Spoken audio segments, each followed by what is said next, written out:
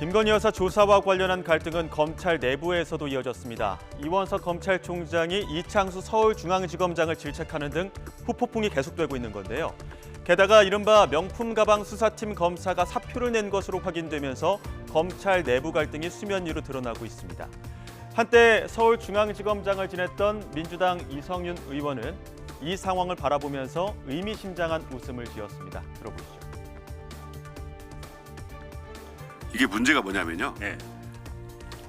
피의자는 한 사람, 김건희 씨 한 사람이고 네.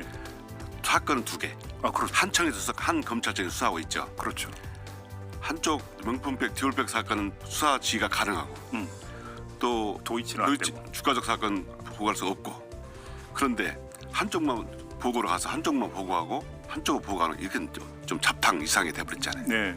처음에 주가적 사건을 조사하고 그다음에 명품백 사건을 조사를 시작하니까 보고를 했다는 거잖아요. 네.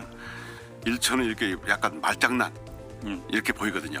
이창수 검사장은 기본적으로 그 윤석열 총장 시절에 대변인을 했고요. 네. 또 제가 중앙검사장 시절에 부장도 했었습니다. 서울중앙지검에서 기본적으로 맡겨진 임무에 충실한 사람이죠. 맡겨진 임무라고 하는데 뭔가 좀 여러 가지 뜻을 그렇습니다. 지금 담고 하시는 예, 말씀 같은데요. 누가 맡기는 임무인데요? 그거는 시청자들께서 다 판단하실 것 같습니다. 그래. 이번 김건희 여사 비공개 조사와 관련해 국민의힘 장동혁 의원은 국민들께 판단을 맡겼습니다.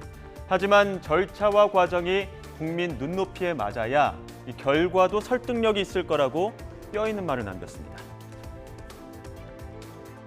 저는 여기서 한 가지만 말씀드리자면 결과가 국민들에게 설득이 되고 정당성을 가지려면 절차에 있어서도 국민들 눈높이에 맞게 국민들을 설득하는 절차와 과정으로 가야 결과에 대해서도 국민들께서 받아들이고 납득할 수 있다. 근데 국민들께서 판단하실 문제라고 생각합니다. 근데 국민은 둘째치고 검찰총장도 설득 못하는 절차 아니었습니까?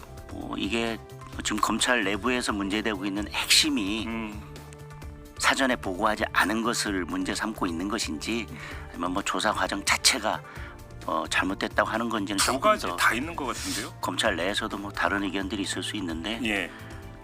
국민들께서 보고 판단하시라고 생각하고 그것이 결국 나중에 결과가 나왔을 때 검찰에서 결과로 국민들을 설득할 때도 영향을 미치지 않을까 싶습니다. 지금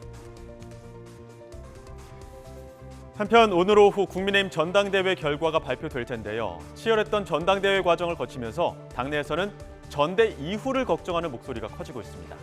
국민의힘 윤희석 선임대변인은 당대표가 주요 직책을 어떻게 임명하는지가 주요 메시지가 될 거라고 예상했는데요. 한동훈 후보의 당선을 전제했을 때는 과거 이준석 대표가 쫓겨났을 때와는 다른 상황이라고 설명했습니다. 당선되신 분의 몫인데 주요한 직책에 대한 임명 그 상황이 우선 가장 문제가 되겠죠. 지명직 최고위원 그리고 정책의장도 원내대표 협의는 하지만 당대표가 임명하는 겁니다. 네. 그리고 뭐 사무총장 이런 비대위에 참석하는 분들에 대한 인사가 어떻게 이루어지느냐 그걸 어떻게 할 거냐 당선되신 분이 네. 거기서부터 뭐 용산과의 관계라든지 당내 화합이라든지 이런 것을 짐작할 수 있는 그게 되겠죠. 자, 한동훈 후보의 당선을 전제로 얘기를 할게요. 예. 그럼 한동훈 후보가 이제 대표가 될 텐데 두 분의 정치적인 목표가 다를 수가 없습니다. 전제는 윤 대통령은 다시 선거에 나가지 않아요. 그렇죠? 그렇죠. 남은 임기 3년 정도 남은 임기 잘 마무리해서 성공한 대통령이 되고 덧붙여서 정권 재창출하는 게 목표일 겁니다. 그렇죠? 네. 한동훈 후보도 똑같은 얘기를 전당대회 과정에서 했어요. 예. 이준석 대표 때와는 전혀 다른 얘기죠.